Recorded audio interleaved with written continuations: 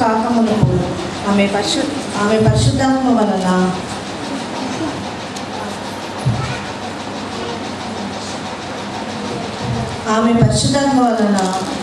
గర్భవతిగా ఉండను. ఆమె భర్త అయిన యోసేపు నీతిమంతుడై ఉండి ఆమెను అవమానపరచనులక రహస్యముగా ఆమెను విడనాడాలని ఉద్దేశించను.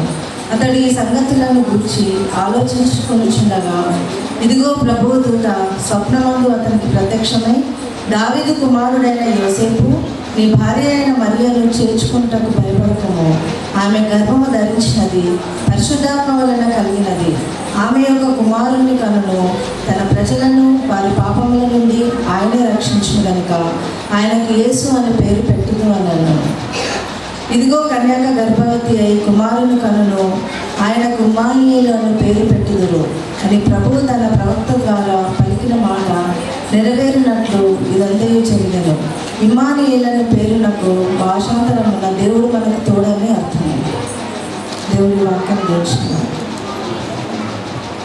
6:7 ఏలయనగా మనకు శిశువు పుట్టెను, మనకు కుమారుడు అనుగ్రహింపబడెను. ఆయన భుజము మీద రాజ్యభారముండును. ఆశ్చర్యకరుడు, ఆలోచనకర్త, బలవంతుడైన దేవుడు, నిత్యుడగు తండ్రి, సమాధానకర్త, అధిపతి అని అతనికి పేరు పెట్టబడును. ఇది మొదలుకొని మితి లేకుండా దానికి వృద్ధియు క్షేమమును కలుగునట్లు సర్వకాలము దావీదు సింహాసనమును రాజ్యమును నియమించును. న్యాయము వలనను నీతి వలనను రాజ్యమును స్థిరపరచుటకు అతడు సింహాసనాసీనుడై రాజ్య పరిపాలన చేయును. సైన్యములకు అధిపత్యము యెహోవా ఆసక్తి కలిగి దీనిని నెరవేర్చును. గొర్రెల కాపరులు పొలములో ఉండి రాత్రివేళ తమ మందను కాచుకొనుచుండగా ప్రభువు దూత వారి యుద్ధకు వచ్చి నిలిచెను. ప్రభువు మహిమ వారి చుట్టూ ప్రకాశించినందున వారు మిక్కిలి భయపడిరి. అయితే ఆ దూత భయపడకుడి, ఇదిగో ప్రజలందరికీ జరగబోవు మహా సంతోషకరమైన సువర్తమానము నేను మీకు తెలియజేయుచున్నాను. దావీదు పట్టణమందు నేడు రక్షకుడు మీ కొరకు పుట్టి ఉన్నాడు. ఈయన ప్రభు అయిన క్రీస్తు. దానికి ఇదే మీ కానవాలు. ఒక శిశువు పొత్తి గుడ్డలతో చుట్టబడి ఒక తొట్టెలో పండుకొని ఉండుట మీరు చూచెదరని వారితో చెప్పాను.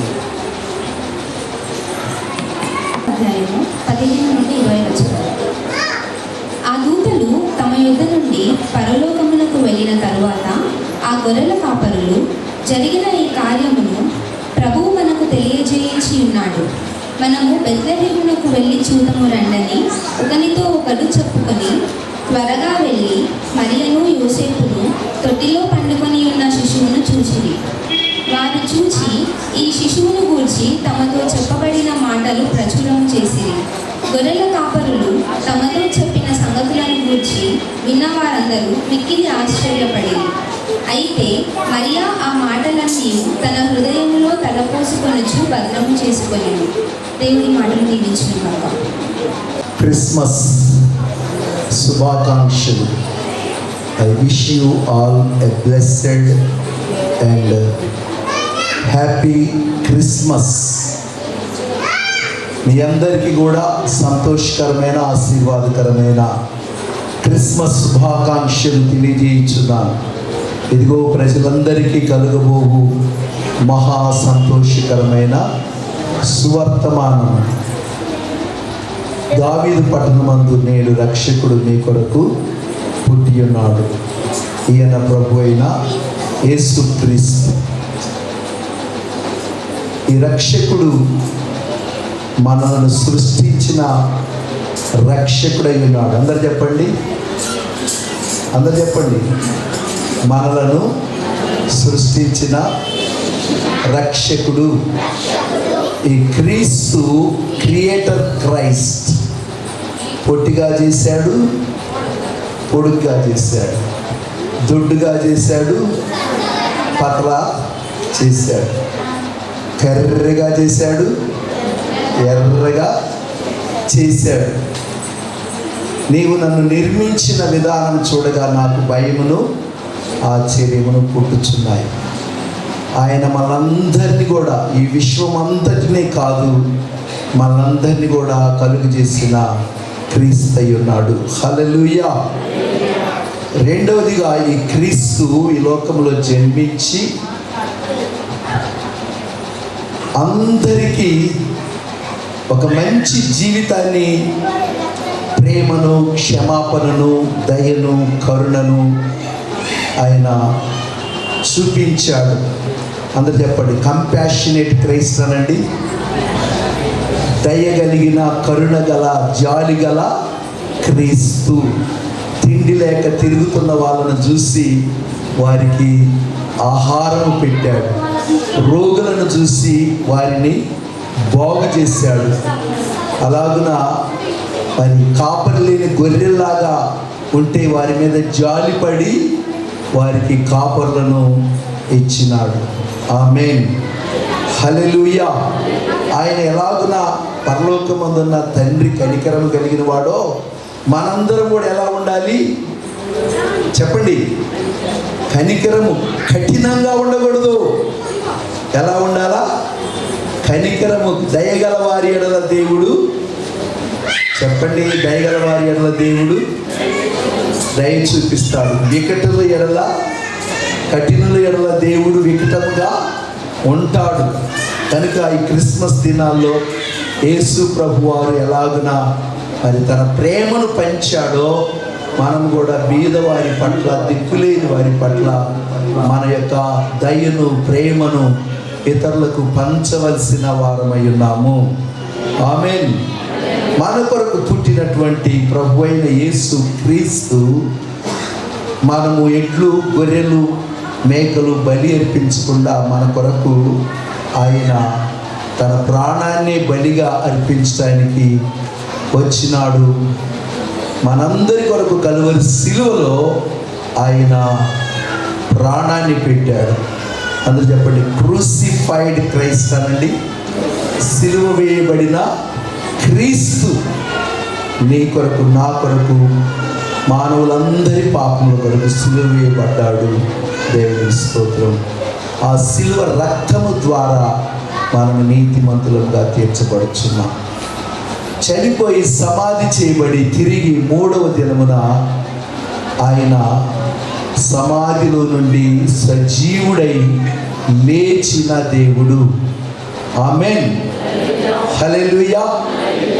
అందరు చెప్పాలి, కాంకర్డ్ క్రైస్ట్ అనండి. మరణమును జయించి తిరిగి లేచిన క్రీస్తు. ఆమేన్. ఓ మరణమా, నీ ముళ్ళు ఎక్కడా అని మరణపు ముళ్ళును విరిచి, మరణ భయం, అపవాది అందరినీ కూడా మరణ భయానికి గురి చేస్తే యేసయ్య మనను ఆ యొక్క మరణములో నుండి విడిపించినాడు. దేవుని నామమున స్తోత్రాలు. ఆయన సజీవుడైన దేవుడై ఉన్నాడు. మన ప్రభు అయిన యేసు క్రీస్తు మూలముగా అన్నింటిలో మనకు అత్యధికమైన జయము ఉన్నది. హల్లెలూయా.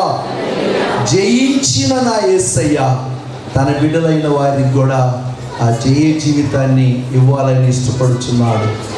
అందరు చెప్పండి, నేను ఓడిపోలేదనండి. మరలా మన దేవుడు ఏం చేస్తాడు? మనకి జయమును అనుగ్రహిస్తాడు. ఐదవదిగా ఆయన మరణం జయించి పరలోకానికి వెళ్ళాడు. తిరిగి రెండోసారి రాబోచు ఉన్నాడు. కమింగ్ క్రైస్ట్ అనండి, కమింగ్ క్రైస్ట్. త్వరగా ఆయన రెండోసారి రాబోచు ఉన్నాడు. మానవులందరినీ దేవుని స్తోత్రాలు కలుగును గాక. ఆయన తన రాకడకై సిద్ధపడమని చెప్తూ ఉన్నాడు. సంఘాన్ని సిద్ధపడమని చెప్తూ ఉన్నాడు. దేవుని నామమున స్తోత్రం. ఆయన రావటానికి సిద్ధముగా ఉన్నాడు. ఇంకా ఆయన పశువుల తొట్టిలో లేడు, పసిబాలుడుగా కూడా లేడు. పెండ్లి కుమారుడుగా ఆయన రాబోచు ఉన్నాడు. దేవునికి స్తోత్రం కలుగును గాక. హల్లెలూయా. ఒకటి చెప్పండి, క్రియేటర్ క్రైస్ట్, సృష్టికర్త అయిన క్రీస్తు. రెండవదిగా కనికరము కలిగిన క్రీస్తు. మూడవదిగా ప్రాణం పెట్టిన క్రీస్తు, సిలువ వేయబడిన క్రీస్తు. నాలుగవదిగా మరణమును జయించిన క్రీస్తు. ఐదవదిగా రాబోచున్న క్రీస్తు. ఆయన రాకడకై మనమందరం కూడా సిద్ధముగా, పరిశుద్ధముగా, సంసిద్ధముగా ఉండాలి అని ప్రభు నామమున మనవి చేస్తున్నాను. Christmas is universal festival. అందరూ చెప్పండి, క్రిస్మస్ అనేది విశ్వవ్యాప్తమైన పండుగ. ప్రపంచ దేశాల్లో దాదాపు 195 దేశాలు ఉన్నాయి. ఈ 195 దేశాల్లో 165 దేశాలు ఎంతో ఘనముగా జరిగించుకునే పండుగే క్రిస్మస్ పండుగ. హల్లెలూయా. ఆయన ప్రపంచానికే దేవుడై ఉన్నాడు. ఎందుకనగా ప్రపంచములు ఆయన మూలముగా కలిగి ఉన్నాయి అని హెబ్రీ పత్రిక 11వ అధ్యాయము 3వ వచనములో చూస్తున్నాము. ఆయన గల్లీ దేవుడు కాదు, జిల్లా దేవుడు కాదు. ఒక్కొక్క రాష్ట్రానికి ఒక్కొక్క పండుగ ఉండొచ్చు కదా. తెలంగాణ రాష్ట్రానికి బతుకమ్మ పండుగని, కేరళకు ఓనం పండుగని, ఇట్లా రకరకాలుగా రాష్ట్రాలకి రకరకాల పండుగలు ఉంటే ప్రపంచమంతా జరుపుకునే అతిపెద్ద పండుగే క్రిస్మస్ పండుగ. అందరు చెప్పలు కూడా దేవుని నామాన్ని కనపరుస్తాం. హల్లెలూయా. రెండవదిగా Christmas is historical festival. Christmas అనేది చారిత్రాత్మకమైన పండుగ ఉన్నది. స్తోత్రం.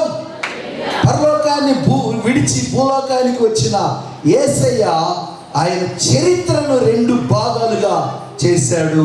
ఒకటేమో క్రీస్తుకు పూర్వము అని BC అని, మరొకటేమో క్రీస్తు శకం. ఇప్పుడు మనం ఎక్కడున్నాము?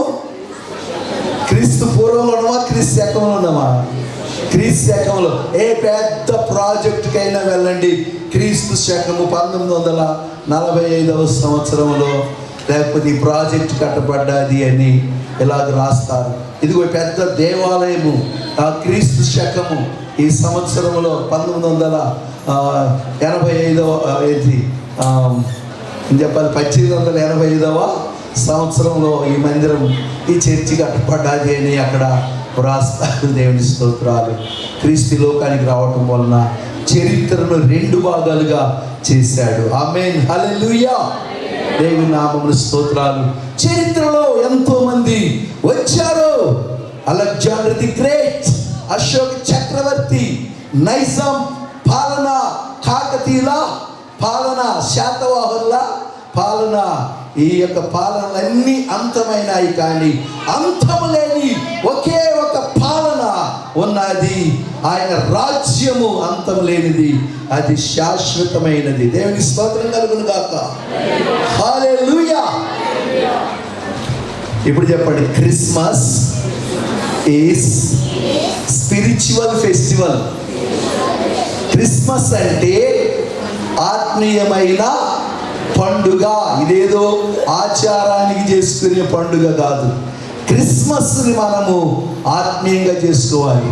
కొంతమందికి మ్యాచింగ్ లేకపోతే వాళ్ళ మూడు ఏమవుతాయి? అమ్మకు కానీ లేకపోతే నాన్నకు కానీ కదా, కొత్త బట్టలు లేకపోతే మూడ్ ఆఫ్ అవుతుంటుంది. మ్యాచింగ్ దొరకకపోతే కూడా మూడ్ ఆఫ్ అవుతూ ఉంటుంది. కొంతమంది పండుగను ఒక నెల 2 రోజుల ముందే మొదలు పెడతారన్నమాట. మొదటేమో ఇంటికి మొదలు పెడతారు, తర్వాత ఇల్లును బాగు చేసుకున్నాక ఒంటికి కదా, ఇంకా షాపింగ్ పోదాం, సౌత్ ఇండియా, చెన్నై అని ఈ షాపింగ్ ఒంటికి చేస్తారు. తర్వాత ఇంకా వారం ఉందంటే చెప్పండి పంటికి చేస్తా. క్రిస్మస్ పండుగ వస్తుంది కదా, ఏదైనా మంచిగా పిండి వంటలు చేసుకోవాలండి. ఇక పండుగ రోజు ఏమో కంటికి అనమాట, బాగా తిని ఇక ఏదైనా ఎగరాలి అని చెప్పి 1 కొరింథీ పత్రిక 10వ అధ్యాయంలో వారు తిని త్రాగిన తర్వాత లేచి ఆడినారు అనే మాట మనం చూస్తున్నాం. ఇది ఆత్మీయమైన పండుగ కాదు. చాలామంది క్రిస్మస్ అనరు, ఏమంటారు? ఈ పండుగ చెప్పండి, కిస్ మిస్. కిస్ అంటేనేమో క్రీస్తు, మిస్ అంటేనేమో చెప్పండి మిస్ చేసుకుంటారు. నిజంగా ఆరాధన చేయని వాళ్ళందరూ కూడా క్రీస్తు ప్రభు ఇచ్చేటటువంటి ఆ నిజమైన ఆశీర్వాదాలు పోగొట్టుకుంటారు. అస్సలు సిస్సలైన క్రిస్మస్ ఏంటంటే క్రీస్తును ఆరాధించుటే. ఆమేన్, హల్లెలూయా. క్రీస్తు యేసు మనల్ని నూతన సృష్టిగా మార్చినాడు. దేవుని నామమున స్తోత్రాలు కలుగును గాక. మన రోత పాపపు బ్రతుకులను మార్చి మనకు క్రొత్త వెలుగులను ఆయన మన జీవితాల్లో ప్రసాదించినాడు. ఆయన ఇచ్చేటటువంటి ఆశీర్వాదాలు మనందరి కుటుంబాల్లో, మన అందరి హృదయాల్లో నిండుగా ఉండాలని కోరుతూ ఈ మాటలు ముగిస్తున్నాను.